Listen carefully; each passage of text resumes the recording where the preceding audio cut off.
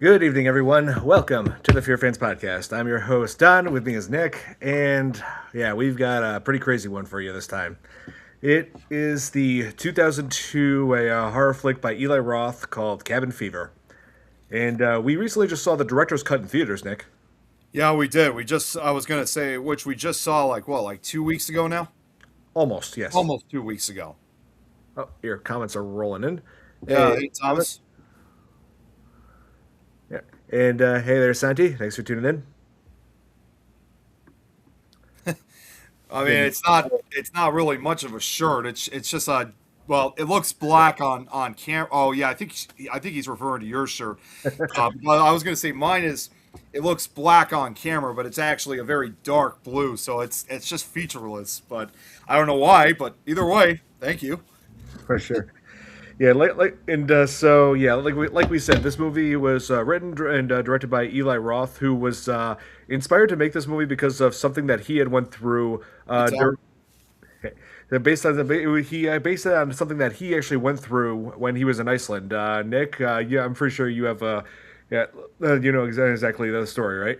Yeah, as I remember, because I've heard the story numerous times, but cabin fever came from an experience that he had when he was only 19 years old. He was out in this horse farm in Iceland, and I think he must have gotten himself into some type of like hay or like some kind of straw that was infected of some sort. And as a result of it, he started scratching from alone a hang in his face. And he literally started ripping off chunks of his face. And this entire section of his face, his skin, was gone as a result. Um, Never really found out exactly what type of medical it's. I mean, obviously his face has been repaired since then, understandably, but that's usually the story I hear for the most part. Is yeah, well, Santi, Iceland, it may be a cold place, but it still doesn't shield anybody away from any type of deadly disease. Yeah, disease can happen pretty much anywhere. Yeah, doesn't matter what the temperature or climate is, they're viruses in the end. So that's regardless of the atmosphere. That's just how it always works with a lot of these diseases. Oh yes, totally.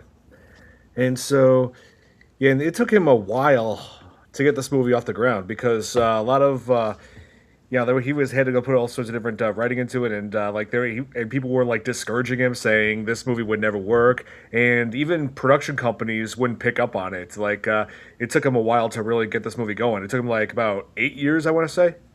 Yeah, I know he started it back in the mid 90s. Funny enough, just a few years after he had his ordeal in Iceland. So obviously he was doing it at a time when the incident was still very fresh on his mind. But obviously, because this is a first, this was his first real movie that he actually directed. That, as typical for new directors out there, making a movie, regardless of whatever genre it is not very easy to do. In fact, if you look at Cabin Fever very carefully, to be perfectly honest, even though it was made directed by him and it's a professional film, there's still kind of a student film kind of feel to it, because it really does have that feel of, as if, because obviously, as we know, Eli Roth does make a director's cameo himself in the film. It's almost like as if it was really just a bunch of college friends that just got together, wanted to make a movie, and there you go. Kind of almost like that whole kind of Night of the Living Dead scenario, where it was. So Yeah. it does, it is a professional film, but at the same time, it does kind of has like a student film resemblance to it. I mean, again, it was his first movie ever, so I think that's kind of, quite understandable why it does have that student feel to it. Definitely, and it's like this one definitely has like a few little bit of like Evil Dead vibes here and there because in terms of like production and also the plot, of course, because taking place in a cabin in the middle of nowhere. Yeah, I think Eli Roth clearly borrowed elements from older movies, and of course, Evil Dead played a very big role for that movie. It's to give, as what we now refer to as the official like cabin in the woods genre, and it's also ironic too because this movie was made 20 years after Evil Dead originally came out. That's right. look at it, it was also coming out at a time when Evil Dead was still kind of a fresh movie. Not to mention too that its later sequel, Army of Darkness, was just released less than 10 years earlier. So Yeah. at that point, it was being released when these movies were only into their second, just starting their second decade. Yeah, that's true. And around this time is when Sam Raimi was, when Sam Raimi, the director of the Evil Dead movies, was just starting on the Spider-Man movies. Yeah, exactly. Around that same time too. 2000. That was the other thing too. Is 2002 saw the same was the same year when Spider-Man started coming out, when Sam Raimi started. And funny enough, ironically, every now and then Bruce Campbell made a cameo appearance in those movies. I remember that. Yep. Shh. I remember which, I forgot which one it was, but he's like trying to sound shh. You Yeah. gotta love Bruce Campbell. Oh yeah. I think Ted Raimi was also involved in the Spider-Man trilogy as well. Yeah, anytime Sam Raimi's gonna get involved, like make a movie or something, his brother's gonna be involved one way or another. Oh yeah, and sometimes Ivan Raimi. Yeah, well, and that's similar too with, in this case, with Cabin Fever, because you see two of Eli Roth's brothers in this film, which it wasn't until recently I discovered he had a few. I mean, I assume he probably had siblings, but I just didn't know that they were also in the film industry. And you remember when we saw the flashbacks of the murders that occurred at the bowling alley, Yeah, I thought that was him. But I did little did we too. realize those were his brothers playing. And so now I understand. Yeah, they kind of have I even almost asked myself, thinking, is Eli Roth the twin? Because they really look exactly like him. Yeah, I was about to say they look identical. Like seriously, you could not tell the difference. Like when if that was Eli Roth or his brother in that scene. But I don't, well, I mean, it's not unusual too when it comes to twins. There's always triplets too. So I just even thought to myself, like thinking, man, if he comes from, I mean, whether they're triplets or something, I just have that feeling like if you were to throw all three of the brothers into the room, you probably couldn't tell them from apart. let's see. I just looked it up, and no, Eli Roth is not a twin or a triplet. He's just the middle. He's the middle of three sons. Middle of three sons. Okay. Well, Yep. that's still cool that he got to involve his family in the movie. So again, it does, because again, this happens with student films. So once again, it gives that student film like aspect, especially when you involve, whether they're part of the film industry or not, relatives in the Yep. movie too. So it also goes, or in other words, it does have that low budget feel as well. Yep. Exactly, Santi. That's right. Yeah, and it's like Eli Roth does that. He's like you said, does cameo appearances, like where directors make like brief appearances in their own movies. Like we've seen that with we've seen that with Alfred Hitchcock for God's sake. Yeah, he was notorious. Out of everyone, he was always notorious for making cameos in Oh his yeah, movies. And I know this was something unfortunate I had to shelve when you remember several years back, Don, that I was going to try to make that horror anthology series hmm involving the website Chilling Tales for Dark Nights. My intention was if we were going to be making this franchise, which of course, like I said, sadly now has been shelved, though that's why I'm doing the audiobooks now, is kind of like a somewhat replacement, if you will. But when I was originally going to be making these films, my intention was to pay homage to like Hitchcock, like because I know I'd be the director for most of these films, and I wanted to make sure that I had some kind of cameo in these films. Whether I was in the background or I was walking by, or even just somebody like reading a newspaper and I'm in it somehow, something like that. oh yes.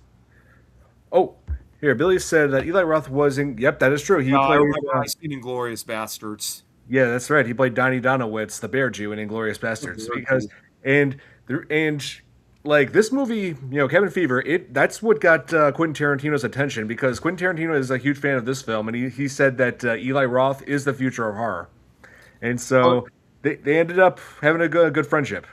yeah, yeah, well, and it makes sense because a few years after Cabin Fever was released, then Quentin Tarantino and Eli Roth eventually would work together to make, well, Grindhouse. clearly to this day, yeah, clearly what's considered probably Eli Roth's most controversial film, Hostel, which that is a film that I think we already agreed on that is something we're not going to cover on the show because that movie takes a whole new level.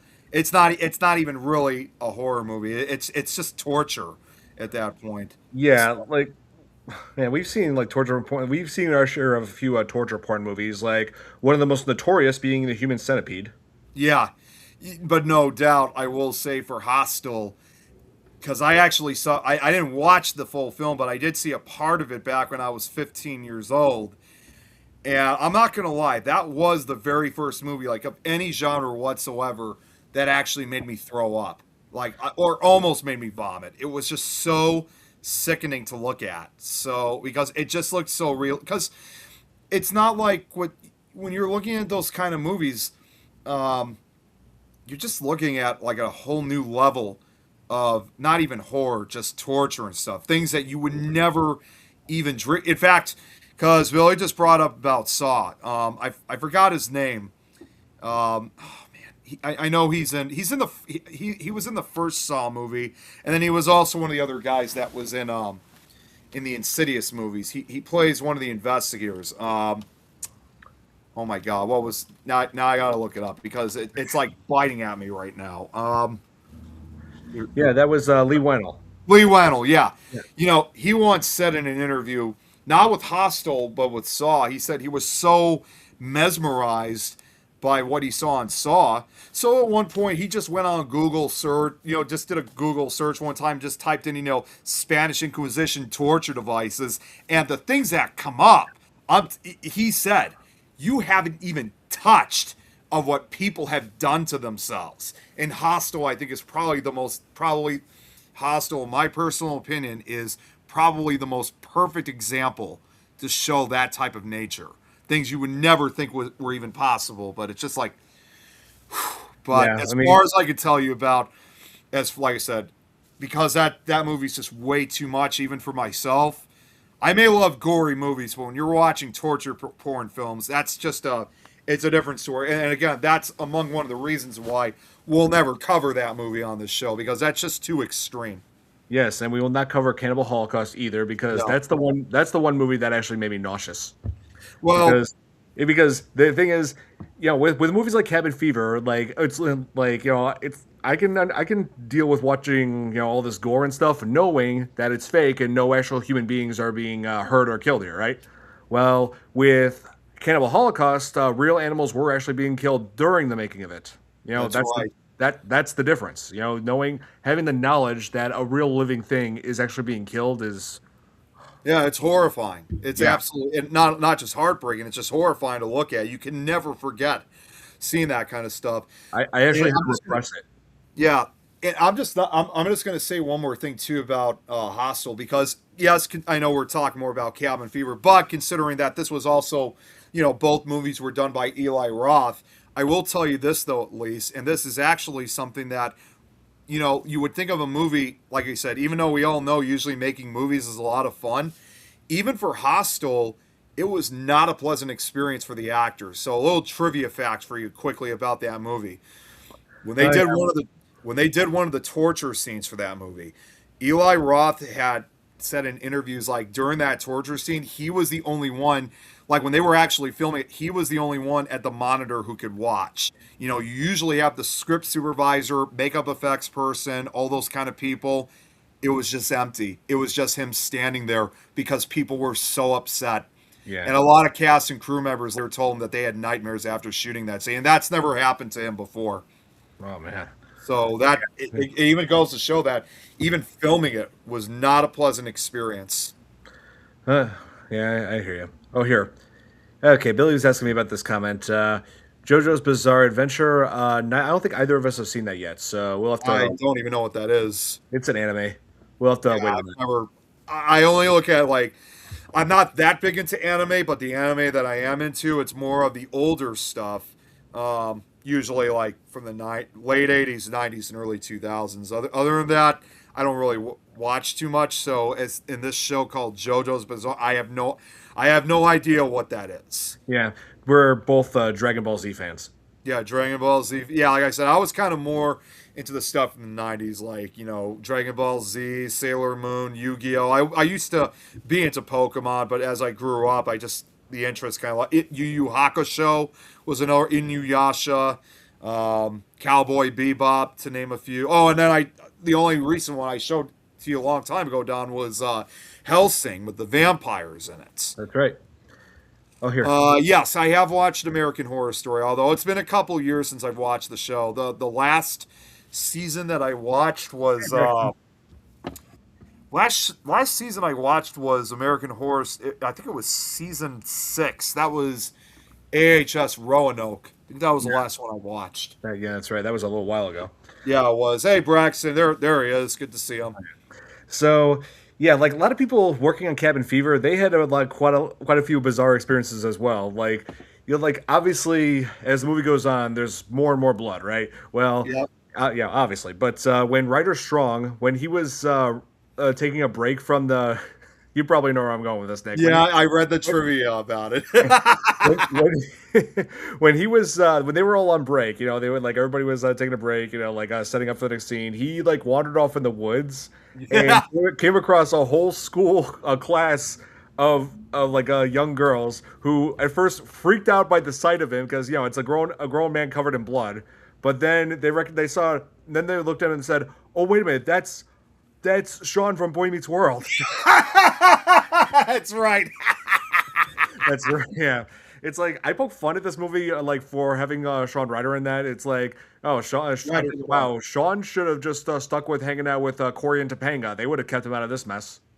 Well, and this is something I've told you guys before. Eli Roth said that they were so glad they got to at work with the actors that they got, that were in this movie, and Mhm. obviously Ryder Strong. And Eli Roth would usually say, now, as everybody knows, Ryder Strong was in Boy Meets World, and if you hated Boy Meets World, you're gonna love seeing Ryder Strong get tortured in this movie. Now, I've never actually seen Boy Meets World. I know about it. I've never watched it. Yeah, I know. Wait, what? So the opportunity never just, arrived for me, especially when it aired back in the 90s. Don't forget, growing up, we were also kind of more of The Simpsons or Home Improvement or Seinfeld or X-Files. So we kind of had our focus on other shows at that time. For sure. I understand. Oh, it's Santi. His name is Ryder, as in horse rider, not Yeah. Ryder as in writing things. No. Yeah, you got it. Yeah, it's Rider. Yeah, but still, pretty unique name. Yeah, it is. And at this point too, when he did Cabin Fever, I think this was one of his first real movies as a young adult because, as we all know, when he was in Boy Meets World, he was just a kid in that movie. So, this was probably one of his first young adult roles, even though in some Yeah. way he was still kind of a college age kid. Right. And yeah, Inuyasha, that's another big one for me, Braxton. I did watch some of those episodes. Yeah, that was a good show. It was. Uh, And also, speaking of yeah. 90s shows, there actually is a familiar face in this. I mean, I wasn't a regular watcher of Power Rangers, but the Yellow Ranger from, what was it, Lost Galaxy, I think it was, Serena Vincent makes an appearance in this as, uh, oh, well, let's see, trying to remember what her name was. Marcy. Yeah, I knew it started with an M. Marcy. Marcy, yeah, that's her name. Yeah, yeah, she's the one girl who just gets with all the guys in this. Yeah, she's kind of the slut, if you will. Yeah, I- that's the way to put it. but then again, that's typical what you see in a lot of these horror movies. Is you always have kind of that's the other thing too. Even though this is not a slasher movie, it still follows the elements of those type of movies, like where you have, you know, you kind of have the slut, if you will. You have the cheerleader. You have kind of the nerd. You have the popular kid. Like all these kids have like certain different identities, and then of course you have kind of either the leader or the one who's kind of the smarter out of all of them. And as we all know, which normally it's supposed to be a girl, like we see in the slasher movies, but regardless of gender, whoever's the one that doesn't, take part in the drugs or the sex or the underage drinking is the one who's going to eventually fight back and try to and survive the entire ordeal. Yeah, what I was about to say is none of that really exists much here. They're all like Not much. everybody here Well, makes yeah, pretty. yeah, and there are still. I'm not saying it works like that for every horror movie. There are still some exceptions where sometimes it doesn't happen at all. Yeah, But and there's always the final. Well, usually again, it's the final girl. But every now and then they've done a final guy thing. And in this case with Cabin Fever, it was kind of like that type of movie with a final guy, if you will. yeah, and yes, Thomas, yeah, like Maya from Lost Galaxy. I guess that's what her. I think that's what her name was. I mean, again, I wasn't a regular watcher of Power Rangers, but yeah, it is true. And for all you Power Rangers fans who are, pretty like who are pretty surprised by seeing a Power Ranger being nude in a film like this. All these with a couple of sex scenes here and there, but it's like, I mean, hey, if you think this is shocking, you should see her in Not Another Teen Movie, where every single scene that she was in, full on nudity. Oh my God! I'm serious. Okay. Oh no, I believe you. It's just that. Did you also, when you looked at the trivia, did you see what they said about her nude scenes in this movie? That she was only going to do it like just under certain conditions. Did you ever hear about that? Yeah, I heard that she and Eli Roth had to do some compromising. She had to, yeah, they had to do some compromising. And again, I know we don't talk usually about this, but I'm just because this is actually kind of funny, I have to admit, during one of those sex scenes, because she didn't want to basically be shown full on nude in the movie. Like her breasts were all that she wanted to see, but she only said that there was during one of those sex scenes, they actually.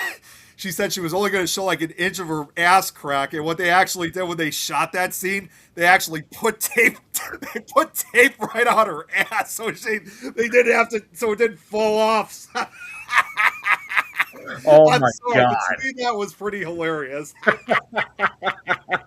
Well, that's a good way to basically cover up for an NC if they're worried about an X rating. I mean, hey, she already got away with it in one movie.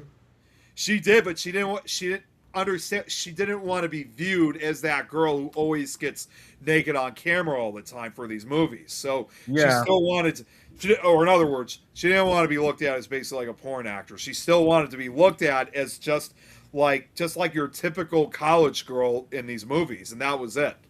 yeah, no, I mean, I could totally see where she's coming from. I mean, well,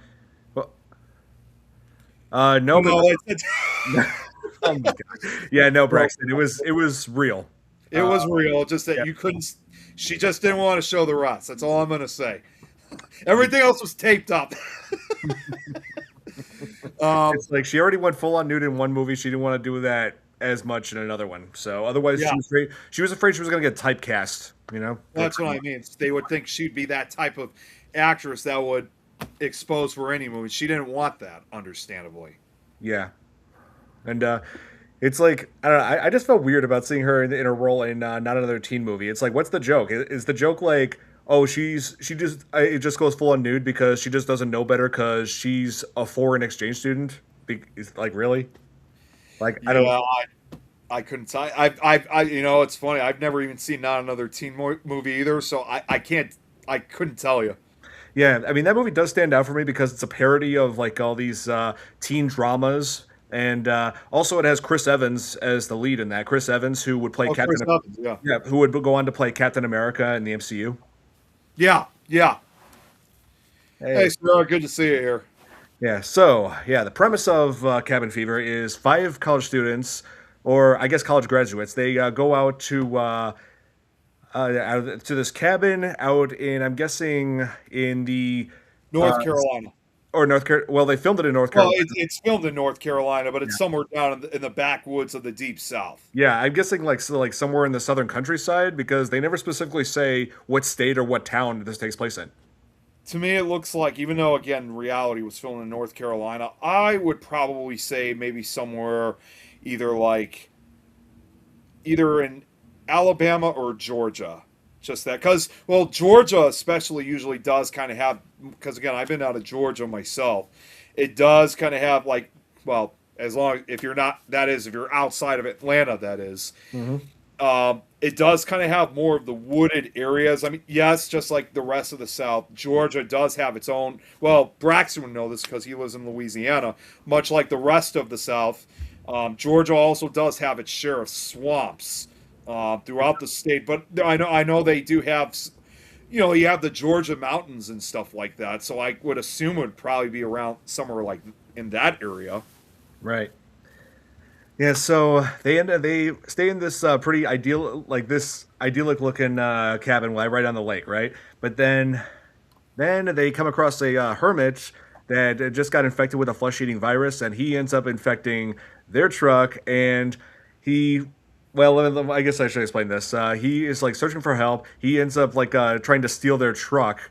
He's puking up blood. Like infecting everything he touches, right?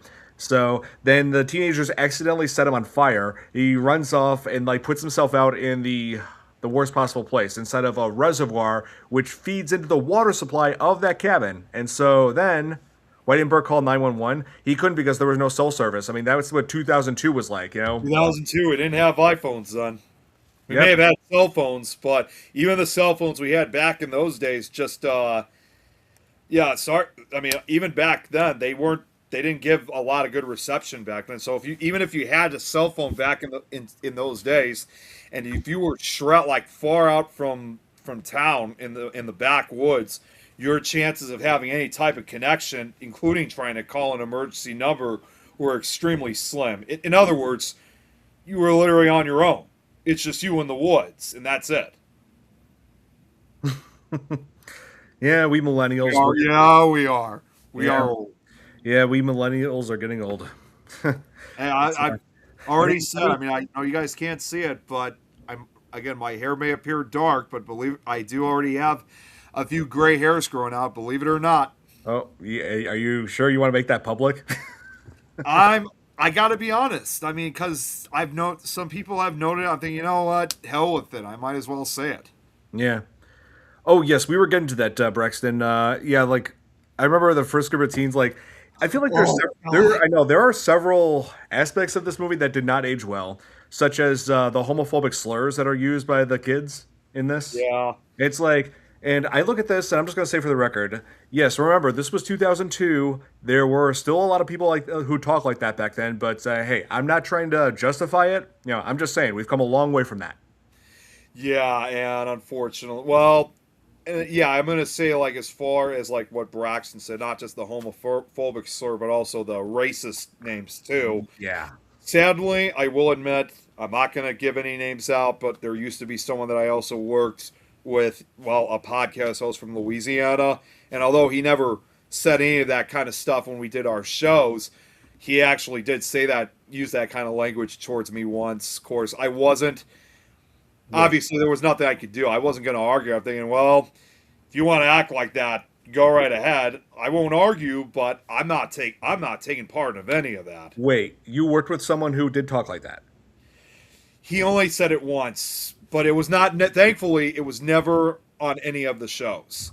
Yeah, But either because way, the good part is it's somebody that I don't work with anymore. I just because, well, I'm not going to go into detail, but I'll just say, Don, he was responsible for that incident on me a few years ago. So I'm I've been done with him ever since. So I have no plans, and obviously I know better. So, right. I but mean, yeah, but it just goes to show, yes, things have changed, but sadly, I've discovered that there's still a few people like that out there. there still are. Yeah, like it's like, I mean, pretty much everyone knows by now that just the N word. Everybody should know that there's a long history of just pain and hatred linked with that word. That's why. Exactly. Yeah, that's why it's offensive. Well, and even for what they show in Cabin Fever, it may be like it may be intentionally supposed to be like a humorous moment, but at the same time, you know what they say. Sometimes a joke can go way too far. Yeah, it's like I'm guessing that's what they were really going for, create like a shock humor for the twist in the end.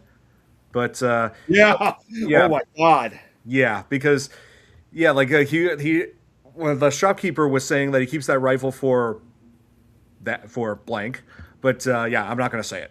Yeah. For Oh no, no, no, no. no, no, no, no, Don't. no. We're never saying that. Nope, no, no, never. So anyway, so he kept that rifle for that, which out of context, they like it sounded like he was gonna, You do all know. sorts of bad, do something really bad. But then yeah, then the group of black people and like these friends, they came, and when he saw them, he went and got the rifle, but turns out he was cleaning and fixing that rifle for them. He was giving it back, and turns out they're all friends. Yeah, exactly. It's So like it's like okay, that it's like yeah, like I it's like sure it was done for like a shock humor, but still, it's like it feels messed up. yep, see what Braxton just said. He just was one step ahead of us. Came back, had drinks with them. So, yeah, that they knew each other. So it was clear that they obviously were friends. Yeah, yeah. I mean, it's like, and also the homophobic slurs that they made, like where the dumb guy from the group, Bert, when he goes and but he gets like himself a hunting rifle, and he says, "Hey, I'm gonna go shoot some squirrels," and they're like, "Why do you want to shoot squirrels?" He's like, "Because they're gay," and I'm like, but again, 2002, people did talk like that back then. Yeah, like I said, different era, Yeah, unfortunately. but thank God things are better now. Thank goodness, too, we were raised correctly growing up during that era. Yes. It's like, hey, I mean, I'm friends with quite a few, with few people of all sorts of different sexual orientations who are good people. Yeah. I have Well, and nothing, as you know, too, Don, I have nothing but great things to say about them. well, and as you know all too well, our group of friends that we have, we're a very racially diverse group, too. Yes, yeah, it's like, it's like, hey, I have nothing but total respect for every race, every orientation, every religion. Yep. So Just to be clear too, I think I'll just put it out. With our social group that's diverse, this was not because again, some people would think otherwise. This is something that we were never intentionally beginning like wanted to have at the beginning. We just figured that whoever we meet, they would be our friends. So it's just kind of one of those things that I would say it's not something that we intentionally started to make it diverse. It was just kind of one of those things that it just happened. yeah, And we're very proud of it, especially at a time like this. yeah, So I can't be more happy than anything for us to be a racially diverse group. totally. Yeah, because we're friends with so many great people now. So Yes, we are. yeah, couldn't be happier. Sometimes old friends have their own goals after graduating. Oh yeah, they all do. Yep. Believe me. Hey, believe me. I mean, I've got friends who moved out of state to go set up their own businesses for in all sorts of different fields. So I know exactly how that is, Santi. Mm-hmm. Yeah.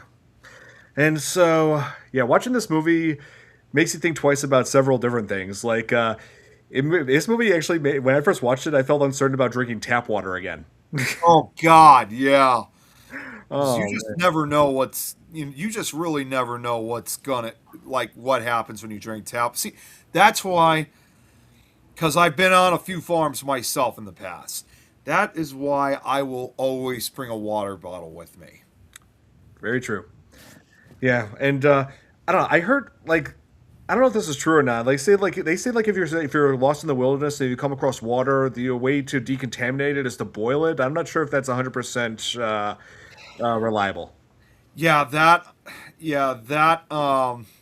I'm not entirely sure. I mean, I'm sure if you boil it, it probably does kill some of the germs, but I don't know if it fully decontaminates it though. So um, I'm not entirely sure if that's truly accurate. Because I guess there's a disease out there that when people drink, like let's say from lakes or anything like that, especially when it's like water. I thought there was something that was called like hiker's disease or something like that. I mean, it's not. I remember reading it in a science book, obviously back in school. So it was many years ago. So I don't know if that's the name, but one thing I can tell you for sure is, unlike cabin, I mean, it's not a obviously it's not a flesh-eating disease, but it is something. It is a type of disease that if you drink it, and if it's not clean or whatever, it could definitely make you really sick as a result. I don't know if it could. I don't know if it's lethal, but it's still dangerous nonetheless. Yes. Oh, makes Flint water. Would water look good? Yeah, yeah. At least Flint water doesn't have any flesh-eating viruses that could pretty much take its toll on you within 24 hours. Yeah, like I always wondered, like what is like the, well, I don't know, like the what do they call that? The what do they call it? The period where until the virus lays dormant, like or starts to take effect on the body. What is that called? Infection? Yeah. Like, yeah, I Like, guess like what exactly? Can you give I me a don't little know bit what it's more? called, like incubation period or something, or there's a word for it. I'm trying to remember. You're saying dormant, right? Or not dormant. It's like once you get infected with that, how long until you start seeing side effects? Because if Oh, like a like kind of like an expectation. yeah, Here, hold on one second, because Uh, I'm looking it up right now. okay, because I know there's a name for that somewhere. I'm Um, just gonna call like virus expectation definition, and who knows, maybe somebody here in the chat will know while I'm looking. Expected value, expected number of case. Well, that's not necessarily what I'm looking for. Dumb brother, Epidemic tap water, potential, vi- uh, viability. I guess. That might be. Let me Yeah, see what else. I don't know because I feel like it varies in some areas in this movie with certain people. Like I know that Karen took a long time to start showing. Well, like was. Oh, I should also mention. Omicron. Yeah. Santi said. Okay. Yeah, I should mention that scene where Ryder Strong, his name's Paul. Yeah, let's just call him Paul. Yeah, Where Paul. where Paul was like reaching down to touch Karen in. Yeah, I feel like that was out of line because I'm pretty sure when she was sleeping, she did not give you consent to do that, dude. It's like, yeah, not. Yeah. Well, it was just also gross to begin with because even when pleasuring, I guess I'll say, as she's pleasuring her, you hear all those squishes, and I realized immediately, then she's got it before he even realizes it. That's not even. It doesn't make that kind of noise, and you knew that there was something wrong. Yeah, incubation period. That's what's called. Incubation period, yeah. Okay. Yeah, but yeah, like then it's like that was like earlier in the day when after she had drank the contaminated water, and but it's like she got infected, but then what was his name? Bert then got infected within just a few hours. So it's like yeah, and also does a flesh eating virus really break the body down that quickly over a course of like less than 24 hours? No, the first thing, because I've actually done my research on real flesh eating viruses, the first thing that would actually occur with an actual infection like that is wherever the infection started, your skin becomes really red. It almost kind of resembles like that of a rash first before it starts. So, like when you look at it, it would almost look like a rash or a scrape. It's only after when, if it's not treated, within a few hours or so, that's when the skin kind of starts, well, I wouldn't say rapidly, but it starts decaying almost. That's when you start getting that kind of horrific, almost skeleton like look. Because that's when the disease is actually eating away, not just only at the skin itself, but also eating at the muscles too. So it's also exposing your nerves, which, of course, as you can imagine, that would cause instant, like, horrible pain. Yeah, I would. Oh, jeez, Which, but again, if anybody that's ever gone through it, that is something that if you ever get anything like that, that needs to be treated immediately without question at a hospital. Because if not, three things are going to actually happen. If obviously, not only could it spread throughout your body and eat more of your flesh, but it could obviously it can kill you. Mhm. Secondly, treatment may not be as good if you wait too long. And third, even if you do survive it, and especially if it occurs like on a limb, like let's say one of your arms or your legs, and realize that the infection is far too severe, sometimes doctors, sometimes have to go as far as amputating them to prevent them from spreading on your body. Yeah, because as as they said in Planet Terror, that if it spreads to your chest, they can't really cut that off. No, if it's in if it's on your chest, I hate to say it, you're kind of screwed at that point. Yeah, So it's not a pleasant experience. yeah. I mean, Josh Brolin. I'm not going to say who, but that's with someone that we know had kind of went through something similar like that, and he had to get his leg amputated Yeah, because of that. To yeah. stop it from spreading. It was Josh Brolin who said that in the movie that if you don't sever the arm, it's going to spread to your torso, and we can't really cut that off. Exactly. But no, like I said, just think about it too, Don, that we do know someone that kind of had something like that, and he had to have his leg amputated to stop it from spreading. Yeah. Here, let me respond to this. Leon, yes, I'm aware the DLC is out. I'm gonna get to that tomorrow. Yes, the new game Resident Evil Requiem, Nick. It's Oh, okay, okay. Yeah, they have a new DLC out, and I'm excited to try it. That's awesome. Yeah, so I'm gonna look into that tomorrow. I'm not sure what Leon means by nice. He's Uh, responding to me by saying, "Oh, nice, you're gonna check that out." okay. That's what he Oh, means. Sarah also says it's usually okay, so yeah, you're right. My mistake. It's usually the sepsis, not the virus that kills. Yeah, that's, you know what? Yeah, she made a good point. When any time you get a flesh-eating disease, it's not even necessarily the virus itself that kills you. It makes you septic, and it's the sepsis itself that actually kills you. Oh yeah, and yeah, it's like, this movie wasn't even intended to be like released the end like worldwide. It was just like it's like everybody keeps saying this movie came out in 2003. Yes, it was released theatrically in 2003, but it was originally released in the Toronto Film Festival in 2002. So it's a Correct. common misconception. So Though the this is IMDb, technically so this is technically a 2002 movie. yeah, that's the thing. I mean, if you look at the IMDb page, it's still or Wikipedia page, they say it's a 2002 American horror film. Yes, yeah. Sorry about that. I was, oh man, I was dead exhausted on Monday. I had absolutely no energy to do anything for that. And speaking of skin problems, Nick, I actually did have a little mishap in the kitchen yesterday. You did. You all right? Yeah, oh no, I'm good. I'm all right now. It's just, like nothing serious. It's just that when I was cooking a steak, I I was about to, when I was about to flip it, it slipped off like and dropped down too quickly, and then the oil that I was using to the olive oil I was using to cook it spattered. I don't know if you can Oh, see jeez. Oh that. Yeah, man, you got but quite a hit there. Jeez. it's okay. I mean, hey, I've had sunburn worse than this. Yeah. I mean, Well, at least it's not. At least it was nothing majorly severe where you had to go to the hospital. yeah, no, it's fine. I'm good. Well, I'm gonna just say this. I kind of had a misfortune of my own, although it didn't involve burning. This is something I cannot show, obviously, because it was actually something involving my eyes. Um, I don't think. I'm assuming you weren't cooking shirtless, right, Don? Because Sarah's asking that. Shirtless. I actually was. I was doing my workout, you know, but then I decided, you know what? I need some protein. I need a steak. Okay. So that's what led to that, and of course, I took care of it and did what's recommended online for first degree burns. So, Yeah. but I mean, there was hardly much pain at all to speak of. Yeah.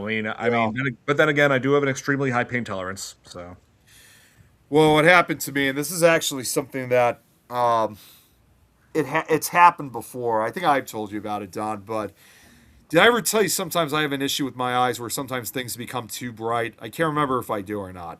I think you mentioned. I know that you have a history with migraines. Yeah, so just so everybody can understand, I have been having this. This has been going on for the last couple of years. I don't know what it is. It doesn't happen very frequently. This is something that basically happens like once in a blue moon for me. And Hmm. this actually happened while I was at work, so couldn't have come at a worse place too. And like, I'm not even joking. Like half hour I started work, I was having this issue. I just have this issue where everything be I don't know, has anybody in the chat ever had the issues where like not only does everything become bright, but you get like flashes, they get fuzzy kind of looks to it. It's like even if you're not in a very bright area, still everything just becomes like flashy almost. That's basically what I go through. And unfortunately in some way doesn't happen for very long, but you can kind of say in some way, shape, or form it causes temporary blindness for me. So like as far as like what I could say, so like say for example, Dom, like saying if I'm going through this, like can I see you? It's like say for example, if I was going through it right now, the clothes that you're wearing, I could see the colors as well as anything else that has colors in it, but everyone and everything else is just blurry. So therefore, for a short period, I mean, I could still see. I just can't see too well when it happens. Hmm. So, but unfortunately, that's usually just the beginning because normally I get a headache or usually it ends up becoming a migraine or a headache. So in a lot of ways, it kind of almost acts like a precursor to it. So the only way that really kind of prevents that I can prevent it from happening is either one of two things. Either one, I could try to take a nap, which obviously that's impossible to do when you're at work at a grocery store, obviously. Not to mention there's no darkened areas I could stay in to shield my eyes other than maybe doing this. Or the other, and this is what I did, was I took some ibuprofen. It took me probably about a good 20 minutes or so, 25 minutes before I finally got my vision back and I was able to go to work. Sarah, it kind of resembles kind of like auras, but it's not really auras though, because this is something that I've had issues with.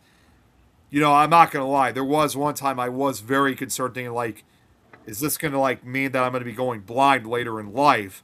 Thankfully, that's not the case at all. It's just something that just happens every once in a. So it's got nothing to do with my actual vision, because as far as I'm concerned, I could still see very well. And like I said, after almost 25 minutes of when it happened to me yesterday, I had my vision back and I was able to go back to work. So I didn't have to go home. Yeah, It that's sucks, good. but it sucks and I hate it. I mean, some people, even one of my managers suggested I should wear sunglasses, like, which I have done, like, well, at home. But all I'm just going to say is wearing sunglasses is definitely a good idea. Don't get me wrong, because obviously it shields my eyes from the lights. But Yeah. I probably wouldn't do it while I'm at work, especially since I work at a physical job, because just like any time when you're taking ibuprofen or any type of healing medicine, if you move around too much, that's going to slow down the process. So if anything, that's why I chose to sit out in the break room until I was able to regain my vision and I was able to go back to work. So Yeah. not just Well, it's good that oh, it worked go out ahead. in the end. You were able to get back to work. Yeah. Yeah, Oh, well, and yeah, I wanted to respond to Ray's comment here. Good. Check out the fight between Scooby Doo and Courage the Cowardly Dog on Death Battle. oh, Yeah. he Yeah. brought It's up. like I want to. Yeah, it's like I want to do that, but it also contains spoilers if you haven't seen Straight Outta Nowhere, Nick. Yeah, well, I actually he brought up something too that I need to let you know about, Don, because he mentioned especially about Courage the Cowardly Dog. Um, Here, hold on, because I saw it earlier today. Give me just 1 second here while I'm looking. Um, oh man, where? Oh wait, I forgot to put down this. I don't know if you heard about this, Don, but you know who David Stephen Cohen is, right? Yeah. He was the renowned head writer for Courage the Cowardly Dog. He passed away. Oh wait, yeah, I did read about that. Yes, Yeah, yes. he wasn't even that old. He was only 58. Oh man. Yeah, I don't know who would win. I mean, I think they both have healing factors, like a whole bunch of cartoon characters do. Yeah, they could Yeah, bring. yeah, They they could, probably. Oh, wait a minute. He passed away. Wait a minute. Okay, this is weird because what? somebody shared about his death, like as if it just recently happened. I look it up, and it turned out it was actually a year ago that he died. So why are people sharing it now? Maybe because it's the anniversary. No, he died back in March, and here we are in May. He Hmm. actually died on St. Patrick's Day. Oh damn. Let's see. Yeah, Um. Brandon Clark also passed away too. A few moments ago, I heard about that. Sansi. Yeah. Uh, so. Oh, what was I gonna say? Oh yeah. Anyway, back to your comment, Ray. Yes, I would love to check it out. I was hoping to get Nick involved too, but then it would end up spoiling Straight Out of Nowhere for him. Yeah, I'm trying to catch up. That's why I've been putting it off because I want both me and Nick to react to it because both of us grew up watching both those shows. Hmm. Yeah, but here I wanted to talk about some of the other actors. Let's see, Jordan Ladd, who plays Karen in this. Yes. She was Paul's love interest in the very beginning. So, and she was the one who got infected first, and the group was so freaked out about it that they actually took her outside and had locked her in a shed. And ever since I saw that, I was thinking, why couldn't they just keep her in her bedroom? Yeah, like I understand the reason behind it that they're trying to isolate themselves from getting infected, but you don't have to put them in such a dilapidated shed, not to mention how uncomfortable it's got to be. And not to mention, while they themselves are in horrific pain of such a disease like that. Like that's just basically being exposed to the elements. You're just only, if anything, you're actually making them even sicker. Yeah, exactly. I I mean, mean, yeah, they should. That you're right, but I would not put them in the shed. I would just keep them confined to their room. I mean, let's face it. Like you look at the Black Plague, bubonic plague. People were confined to their homes. They weren't allowed to leave. And well, let's look. Let's face it. As most recently, when we have COVID-19, some of us couldn't leave our houses at all. yeah, and like everybody was oh man, like everybody was like saying, "Oh, what a terrible character Jeff is," just because oh he doesn't want to get sick, and just ditches his friends and goes out to drink for like the second half, like the last third of the movie. But the thing is, yeah, like hey, everybody had the same attitude as him when COVID happened. Well, at the same time, you can't really blame them because when you see such a disease that has horrific results, I can understand why he would be terrified and why he would abandon the group. I mean, some people may see him as a coward, but honestly, as crazy as it's going to sound, I mean, nothing personal, obviously, to you or any of our friends, but I probably would do the same thing because I'm too scared to go because when you're in the midst of a deadly disease like that, tons of thoughts run through your mind, and you know it's essentially survival of the fittest. You know, yes, you want to try to help out, but there's only so much you can do. And when there's like constant paranoia that's going on within a group of people themselves about such a disease, um, it really is that kind of situation where it's basically, everybody for themselves in the end. Yeah, pretty much. And it's like he's like he comes back and sees, like finds out all of his friends are gone, but then celebrates that he made it. Just throws his here, sorry, plugging in my phone to charge. Throws his arm up in the air, saying "I made it," and then only gets shot dead by the police. I was just Clearly, like, oh my god. clearly paying homage to Night of the Living Dead when Dwayne Yeah, managed to survive. They yeah, mistaken him for a zombie and they shot him. They killed him anyway. Uh, yeah. They didn't mistake him for anything. They just what? They just shot him dead. yeah, and yes, Leon, I have heard about, is it Hanta or hantavirus? How do you say it? Hantavirus. Yeah, it's like on a Hantavirus. cruise ship. They're taking them to like this quarantine facility or something or other. Yeah, they've been. I've seen the news about it. I mean, as of right now, from what I've heard, it sounds like they're keeping it under control. Obviously, they're keeping it away, keeping everybody who's infected with this virus away from anyone else to spread, just to prevent a spread. Because the last thing we need is another pandemic like this. Because Yes, because we've been through enough. we've been through enough, and I know I mean I know my share of viruses. I don't really know much about hantavirus, so what I only know about is that whatever they got, whatever they have is probably contagious. So I can understand why they're keeping everyone so quarantined. They can't risk contamination because who knows? That could be a virus that, I mean, let's face it. This could be a disease that if COVID-19 was bad, hantavirus may be even worse. Yeah, I hate to even find out. Yeah, I mean, but every once in a while, I do get concerned. Like, are they absolutely sure they have it, contained? Because, there's always that little nook and cranny where the virus. I mean, I know they're saying right now that hantavirus, unlike COVID, can only be spread through person-to-person contact, but we all know that viruses and bacteria, like, well, comparing it to another movie that has a virus, the movie Outbreak. Um, Yes. we all know that as time goes on, viruses and bacteria can mutate and eventually become airborne. Yep. So, it has flu-like symptoms with diarrhea. Oh, geez, that's not Yeah, good. that sounds real bad. Yeah. Yeah, I mean, it's. I do know too that it's. I think I also heard it's pretty lethal too. So, but I just know that it is a constant concern, and I sometimes do question myself, like, what if it does spread? Like, can we take another one, or is the second one going to be even worse than the first one? You just never know. No. And let's see. Oh, here I wanted to get back to Jordan Ladd, who who played Karen in this. And so she's in that shed, and she just keeps on deteriorating further and further to the point where, yeah, why don't you tell them what happens, Nick? Oh yeah, like little does anybody know, she not only does she deteriorate, she literally decays rapidly, which again, compared to real life flesh-eating diseases, it would not go that fast. It would take hours, even days, before you could even reach that stage.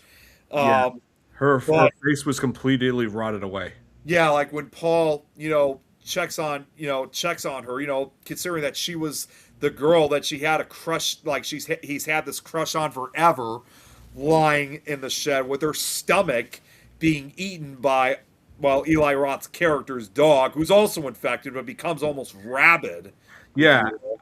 I always thought that was weird. He acted more like a rabid dog than looked like he was infected with a flesh-eating virus. Like it didn't show any parts of flesh that were missing.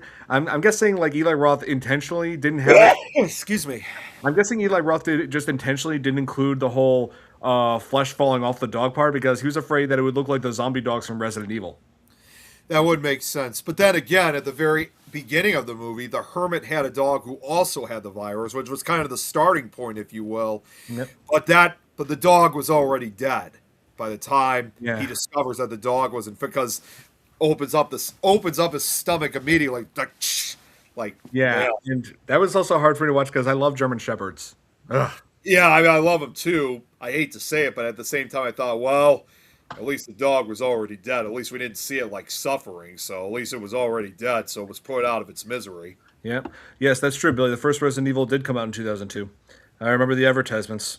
And so, and like Jordan Ladd also said that when she stated that when she first saw the makeup she was going to have for that scene where like her face is completely gone, she has no lips, she has no like all like majority of her face is completely gone and she saw that and she started crying, like getting emotional. She actually teared up when she saw in the mirror what her what her makeup was like. It terrified her. Yeah, I mean, can you blame her? Yeah, Because the so makeup looked so realistic. It really looked like she was actually infected. I mean, she really did have that horrifying zombie appearance. And I'm not gonna lie, even now, when I see pictures of it or that scene still terrifies me. It's just like, you know, actually, I'm gonna be honest. I still remember this like yesterday. This was over 15 years ago. They included not only that scene in this documentary with horror movies, but I don't know if you saw that well, not the one that I show you, that close-up picture of her standing. You know which one I'm talking about, right? yeah. They show that in the documentary, and even then, I had to turn away because I was scared of that picture.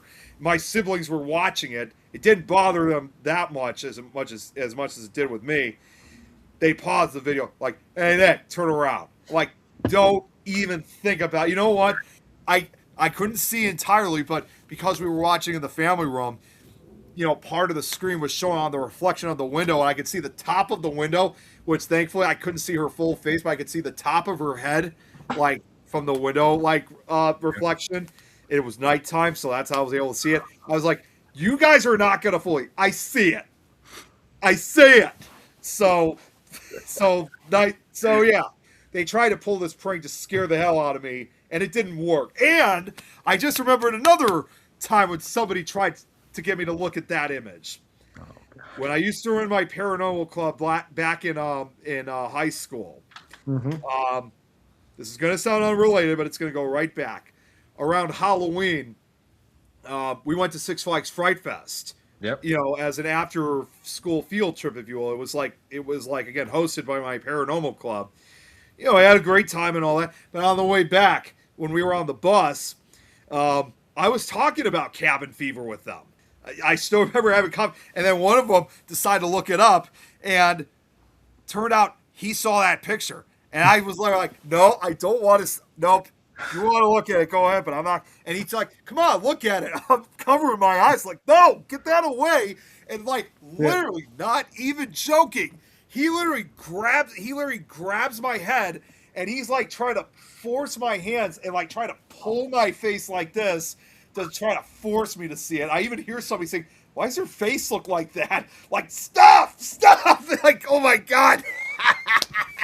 Like this kid, I Yeah. don't remember who he There's was. He was trying to force me to look at it, but you know what?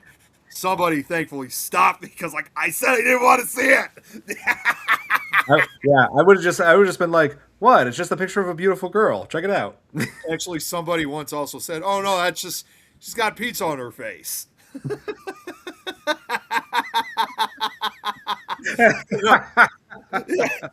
But no, seriously though, I can understand like where Jordan Ladd was. I mean, again, that yeah, I think anybody would be just as horrified seeing that as themselves with that makeup. Oh yeah. So Oh, yeah, he I was, mean that's yeah. still. Well, I'm going to be honest with you. I'm going to be honest with you on one other thing involving Jordan Ladd's makeup. Okay. Um, with her face looking like that and a flesh-eating disease, that's probably like almost everybody's worst nightmare. And considering since I first saw this back when I was in high school, which is at a time, as we all know, was when we're trying to, as guys, we're trying to learn how to date girls and go to dances and try to get your first kiss and stuff like that. Well, after watching that, I don't know.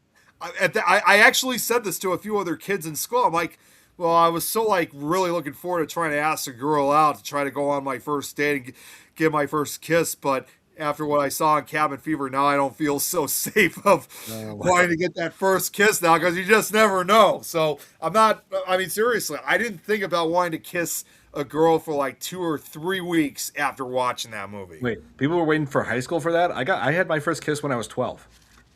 Yeah, for me, it wasn't as common in my middle school. It was more common when we entered high school. Uh, So hey, in the end, it varies from each school group to another. So for us, as far as I know, it kind of started more for high school with us. It was rare to see that in middle school. At least in our school, it was. But yeah, I got you. nonetheless, regardless of it, I didn't think about wanting to get a kiss from a girl for like 2 or 3 weeks, almost 2 or 3 weeks after watching it, because that's how I guess you gotta say it kind of traumatized me a little bit. Now, for me, I would have been more afraid of drinking tap water. Well, yeah, that would make a lot of sense. Yeah. I mean, let's face it. When you look at a movie like Cabin Fever, I mean, I wouldn't, even though it doesn't necessarily have that moral message, it does kind of have somewhat of that message of, again, we're talking about a couple, we're talking about college kids here. So, we're talking about, even though it's R-rated still, considering it is a movie that is kind of pointed for teenagers. And, it's at that age where kids are like reaching puberty, hubba hubba and stuff like that. It's to kind of warn them. It is kind of the ultimate message of, be careful when you have sex because you just never know what you could be infected. You can get infected. I mean, hey, why do you explain we go to, probably when we were at those ages, we went to sex ed class. I mean, you can kind of see this as Yeah. almost like the extreme form of sex ed. Yeah, they even showed us gruesome pictures in sex ed when we were in high school. So Oh yeah. I I still know remember. exactly, so It I was know exactly horrible. what you're talking about. Yeah, it was awful. It was absolutely horrible. Actually, if I could say anything about that if they consider, I don't know if they still do that with schools now, but if they say that, if anybody says that was a privilege for us to look at, only thing I just got to say about that is, okay, cool, yeah, we saw it, and that was disgusting. Yeah. Oh my god! But we should several scenes we got to talk about before. Uh, let's talk about the shower. Oh God, the leg shaving scene. Yeah, that's one of the scenes that stands out for a lot of people. So Serena Vincent, Marcy in this. It's right after the scene where she and Paul are in bed together. She goes to take a shower and then starts noticing the lesions or the skin eating wounds, whatever you call them. Starts noticing them on her back, which is where Paul had his hands on her when they were intimate, and so she decides to shave her legs and just I'm guessing I don't know if those ones were worsened as she was shaving, but yeah, I'm guessing that was inspired by Eli Roth when he had that flesh-eating virus and he had that skin infection, and when he shaved, he ended up taking parts of his face off. Yeah, I honestly really don't know, but yeah, that leg shaving scene where she just starts screaming. I mean, it's just, well, that's another, and we actually just brought up another point, Don. It's just like what I was just saying a second ago. Prior to that, Paul and Marcy also briefly have sex because she said just for the ultimate thrill of it, just trying to make it one of the last great things before their time is up. And Paul even asking, shouldn't we wear condoms? He's like, oh, don't worry, I'm healthy. Like, dude. So again, it's like that kind of does have that STD message to it. It's like even Paul was smart, thinking, yeah, he should have worn a condom for it. Yeah. Yeah, let's see. Another iconic scene. The pancakes. Pancakes. So yeah, there's this whole subplot that felt like I don't know, maybe somewhat forced. Where there's these locals. One of them is like involved with the store, the grocery store in the beginning, where hey, he has a son who I'm guessing is like supposed to be like mentally challenged, named Dennis. Dennis always sits on this bench, and when Paul at the start of the movie, like but before this whole virus stuff went down, Paul like sat next to this boy that he doesn't even know. Decide wants to shake his hand. The boy Dennis bites his hand. Yeah, and then the kids say you should put up a sign that says that you shouldn't sit next to him. And he actually does end up doing that later on. A Yeah, sign it's that not says, doing that. Yeah. "Yep." Well, But then here, let me get to the good part.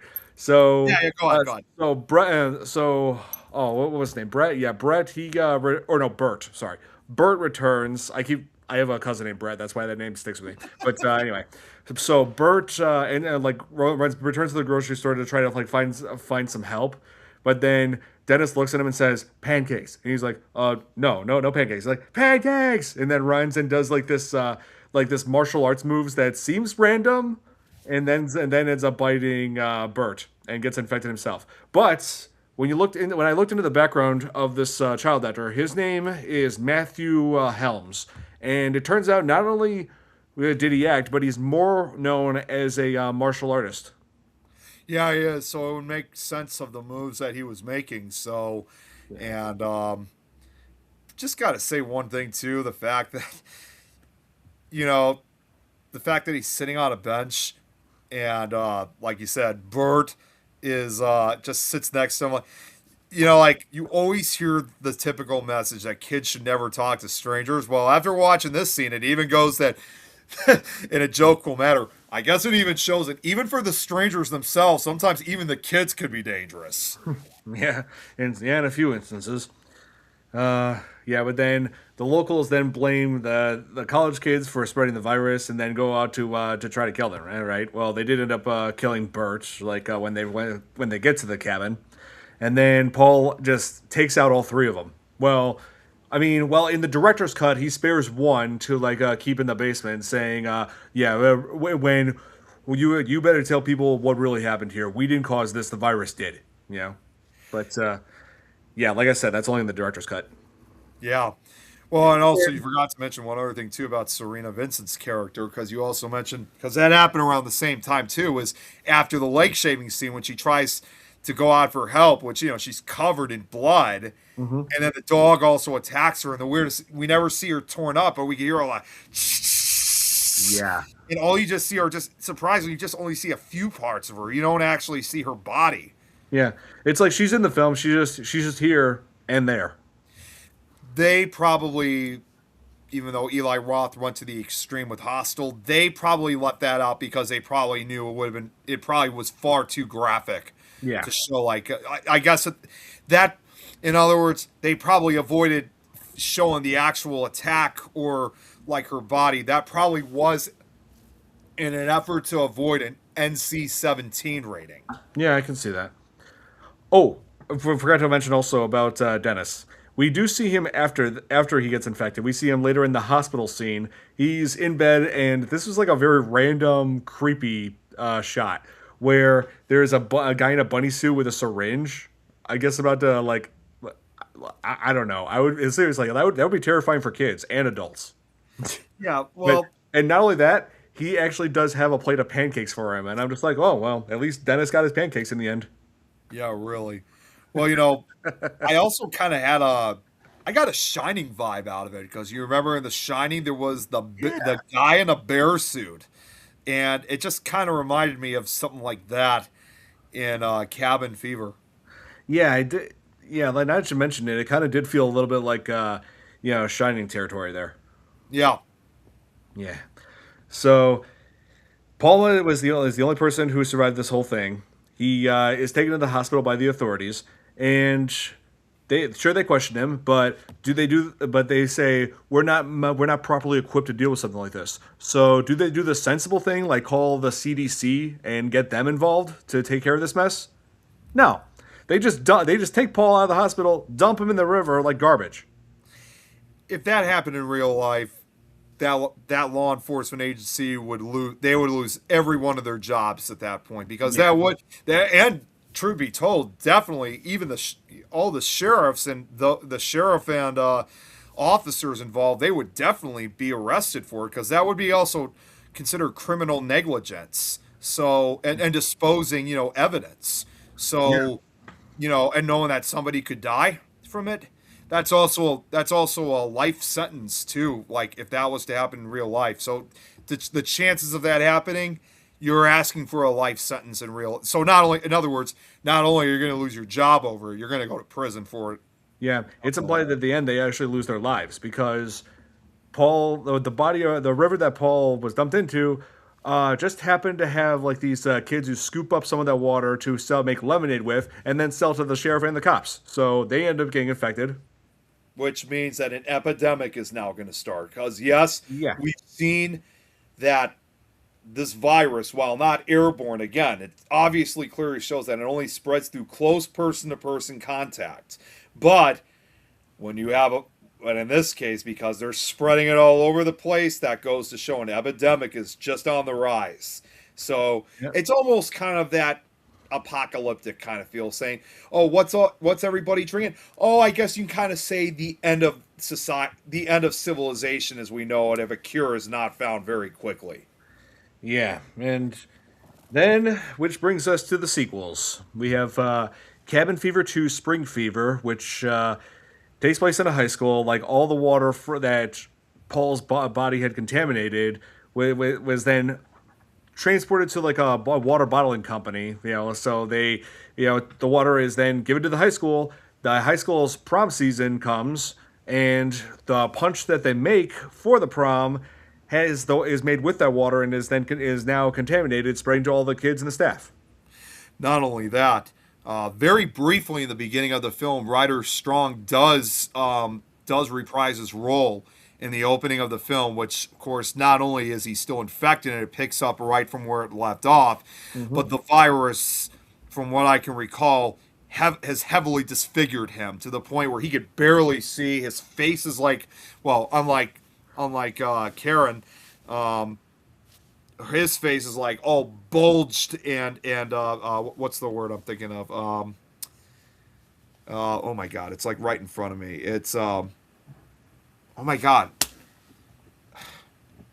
It's all right. I'm sure it will come back to him, but his face is like all bowled up and deformed and disfigured of the virus, and he obviously knows that he has to try to go to town to warn everybody. Unfortunately, he is hit by a truck A in the bus. very beginning. So the somewhat, you can kind of say the fighter of the virus, if you will, is you know is eventually is killed right at the beginning. So he's on, but there is one other person that is well known because there's one other person we forgot to talk about. Don Yep. is that deputy in that movie. Yes. He Yeah. thinks that everything is a party, man. Yeah, I like yeah, that guy the guy who played him was young. He was like 20 something and I think my cousin Allie actually worked with him in at one point for this Showtime series called Look back in 2010. So, yeah, that was a while ago. But yeah, I've seen him in a few things here and there.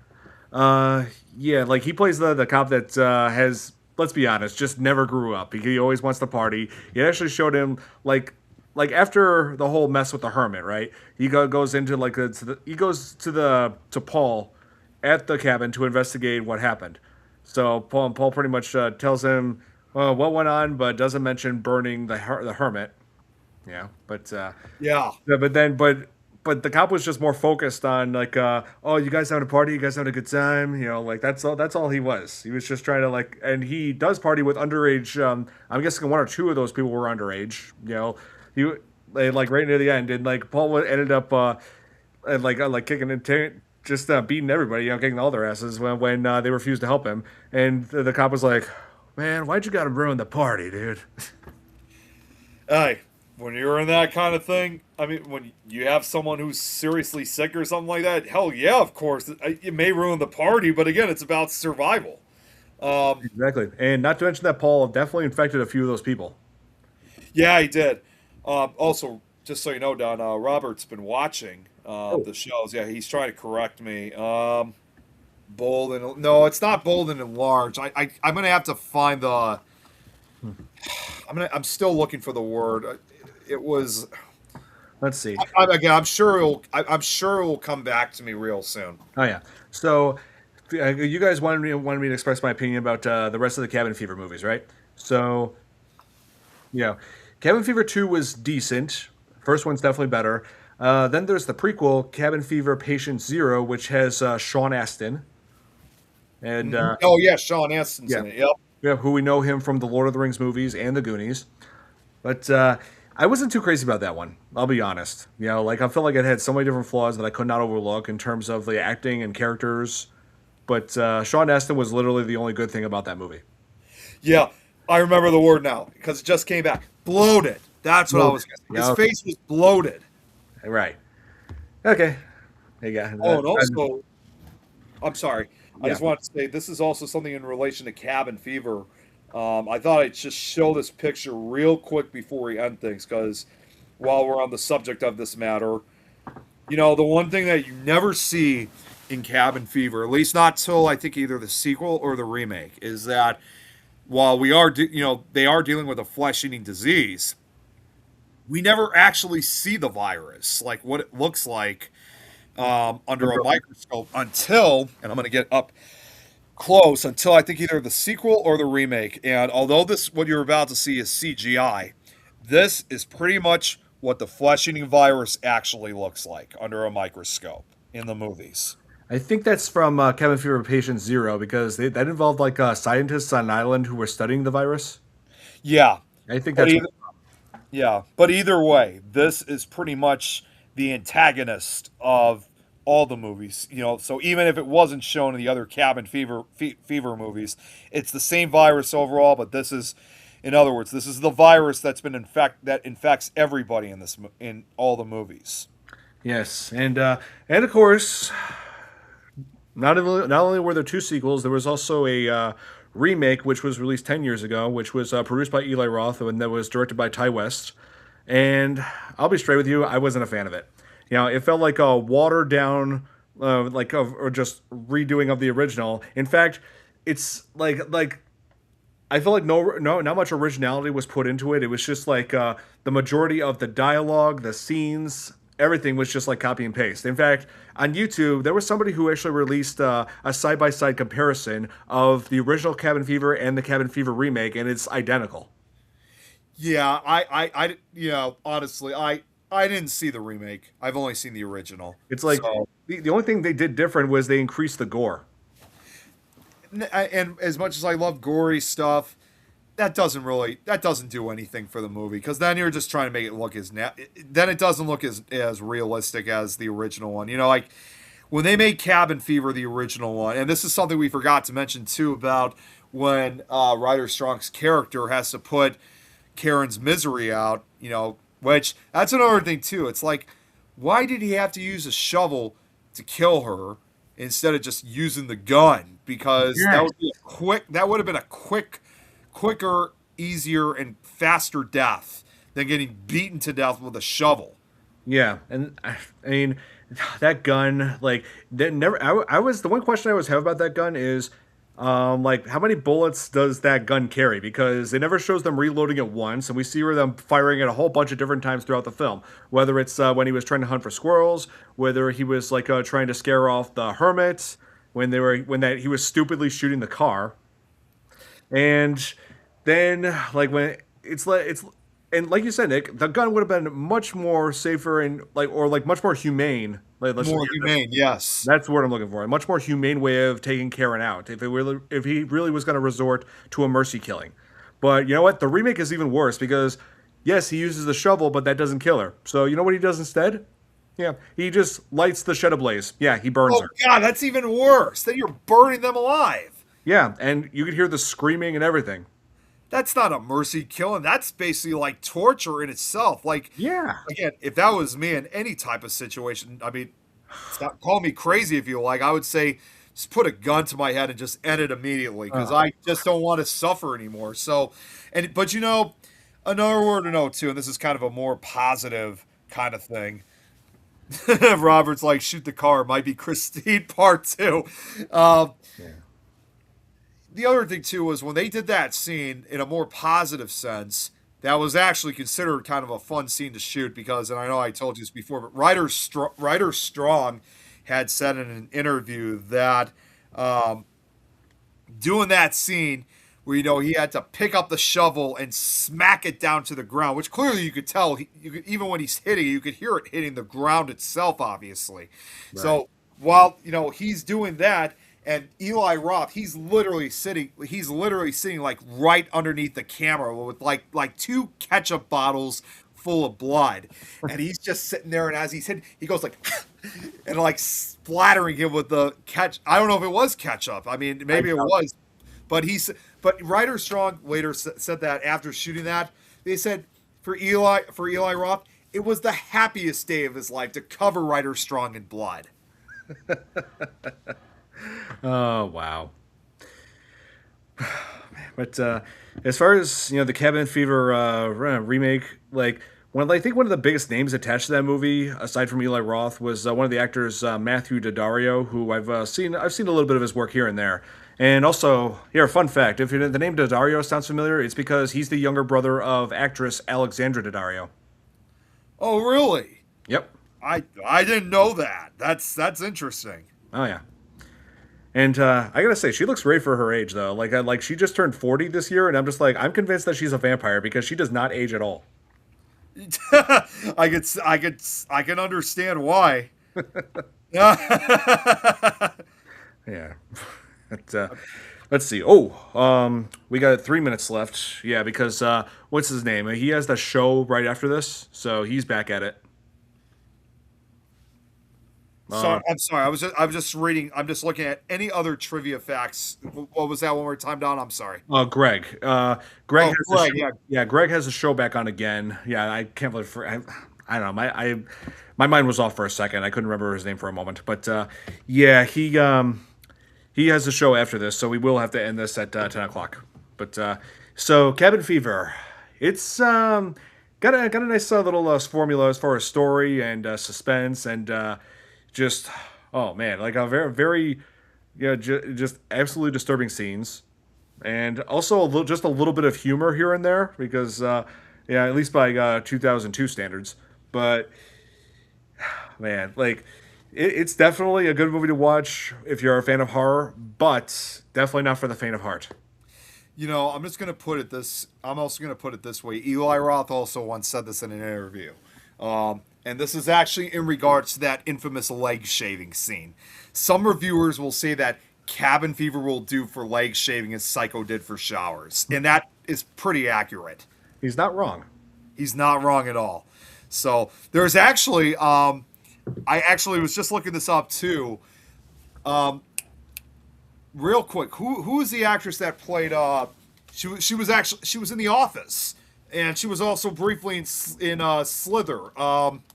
The actress who plays Pam, what was her name? Oh, Jenna Fisher. Jenna Fisher. Oh, Jenna Fisher. Yes, yes, that's He her. said that shaving scene. I almost forgot. Said that scene as a woman made her cringe, and she said she actually yelled in the theater, "Oh my God, no!" I don't have to worry about shaving legs because I'm a guy. Well, actually, I mean, there are guys that do shave their legs if they're like athletic swimmers. I hear they do that. Yep. Yeah, Yeah, I do. but anyway, yeah, I don't have to shave my legs, so I'm not worried about that.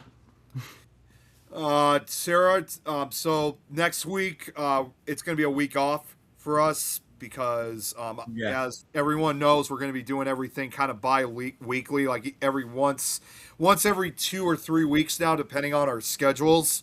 So, plus, not to mention, I'm probably going to still be waking up, if you will, because this upcoming weekend I'm actually heading out to Ohio for Parasite Con. Ironically enough, at a movie location.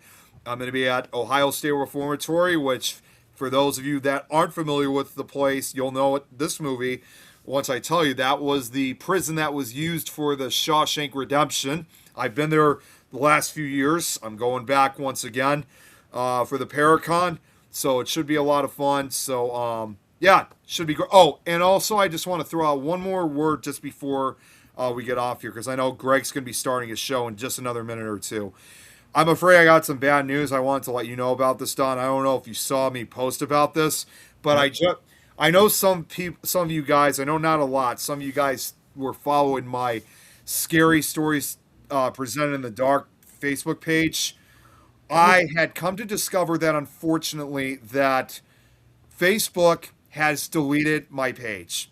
I lost no message, no warning, no complaint, nothing.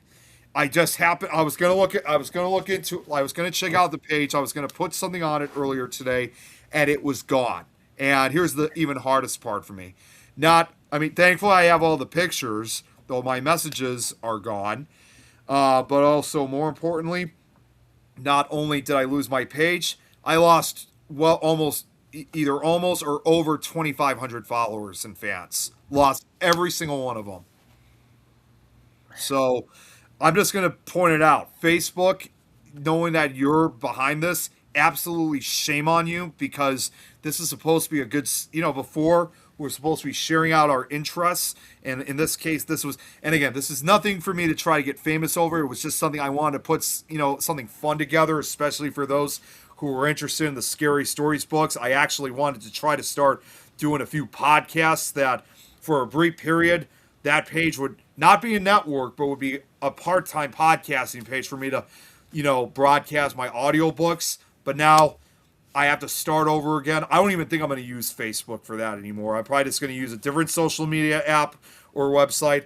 But I'm not afraid to say it. Facebook, for you to do that, shame on you. I can't even use words right now to express how pissed off I really am, because I've worked using that page for like 3 years. So for whoever did that, you ought to be ashamed of yourself, because I worked so hard on getting the page ready. I mean, having that page put together. Yeah. So sorry, I don't mean to end it on a bad note, but I just needed to say that so everybody knows. So well, yeah, like I said, I do keep the backups. Like I said, I have the pictures, but my character, like with what I type and stuff, that's all gone. So I'm just glad I got the pictures at least. My audiobooks I never released yet, so everything else is safe, but I lost everything on the page. So now it's probably going to have to be another good 3 years or so before I get that number of followers again. Yeah, man. Yeah. So yeah, Nick, we got to wrap this up. Yeah, we so, do. You guys are asking what we're covering next time. We've decided that next time we're going to be covering the Amityville Horror, Which we're going to make it a crossover between his show and my show, Nick Files, because I did a presentation on it a few years ago. So obviously, because it's a very long slideshow, I'm not going to show everything on it because it would take way too long for us. But I will at least present the most important parts of it. And when we're talking about Amityville, just to be clear for everyone, we're talking about the original one from 1979. So yeah, that's the one we're going to cover. But we're also going to cover the true story behind the Amityville Horror as well. So it'll be a crossover between FearFans and Nick Files. Yep, Sarah's excited about that. Oh, yeah, Leon, my vacation is next week, so I'm pumped about that. So yeah, we're aiming for not next Tuesday, but the following Tuesday to cover Amityville Horror. So be sure to tune in for that as well. So that's gonna be it for this edition. That's it for this edition of the Fear Fans podcast. Hope you all enjoyed. Yeah, I had a pretty good time with this one tonight. Yeah, me too. And also, for anybody that wants to stick around after we get off for Greg's show, I'm sure he's going to be starting any minute. I also just want to give a shout out for Greg too. I definitely would like to welcome back his show, Ghostbox Live, which he does 5 nights a week at 10 o'clock Central. So if anybody is looking for anybody wants to tune in onto the show after we're done here, he will be doing a show next. So I just want to say, Greg, welcome back. Yes. So, hope you guys enjoyed. Have a good night, everybody. Good night, everyone.